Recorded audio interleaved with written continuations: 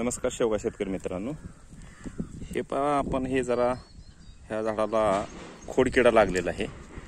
तर तो मुळापर्यंत गेलेला आहे. त्याला वेळोवेळी आपण ट्रीटमेंट देऊन देखील त्याची कीड काय आवरता आली नाही.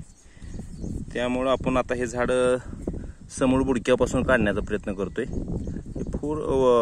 झाड खूप चिवट असतं हे शेवग्याचं. तर हे पुन्हा फुटवा धरेल, व्यवस्थित येईल. पण जास्तीत जास्त त्याला डॅमेजेस जिथं झालेले आहेत तो भाग आपण काढण्याचा प्रयत्न करतोय. हे संपूर्ण खोड आपण हे भाग काढलेला आहे. हे पहा, हे असं झालेली अवस्था. पोकळी आहे त्याच्यामध्ये सगळी, आणि आतूनच झाड पूर्णपणे पोकळल्यामुळे आपल्याला हे झाड अशा पद्धतीनं कट करण्याचा निर्णय घ्यावा लागलेला आहे.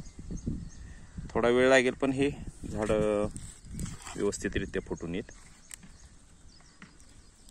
होते ह्याला फुटवे होते आलेले आपण पाहतो इथं, पण प्रमाण त्याचं जास्त आहे. त्यामुळं डॅमेजेस आणि किंबहुना मला वाटतं ह्याचा परिणामावर उत्पन्नावरही 100% होणार, म्हणून आपण हा निर्णय घेतला. तर अशी झाडं जर आपल्या शेतामध्ये जर सापडली तर जी झाडं 50%पेक्षा जास्त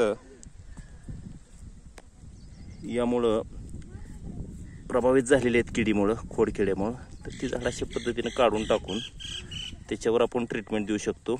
निवाण वगैरे यासारखी कीटकनाशक आपण फवारून, किंवा जळलेलं जे ऑइल असतं ते त्या छिद्रामध्ये घालून, ज्या भागामध्ये किडीचा प्रादुर्भाव जास्त आहे झाडाच्या खोडामध्ये, तो भाग एखाद्या धारदार सळईने किंवा ह्याने असा पोखरून काढायचा.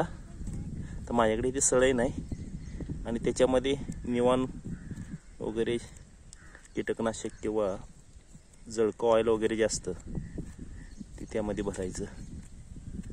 काही लोक पेट्रोल देखील कपड्याच्या बोळ्यामध्ये भरून त्यामध्ये हे ठेवतात, पण ते थोडासा ते उडून जाऊ शकतं लवकर. हे पहा, हे झाड तळापर्यंत पोखरलेलं आहे.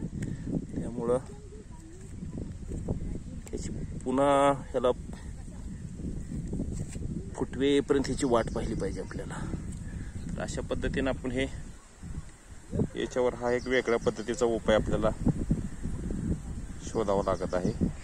अशा पद्धतीची झाडं जर आपल्या प्लॉटमध्ये सापडली तर ते आपण पूर्णपणे काढण्याचा प्रयत्न करा. पोकळ झाड झालेलं आहे आतमध्ये, माझं बोट जाते ह्याच्यामध्ये. ठीक आहे, नमस्कार.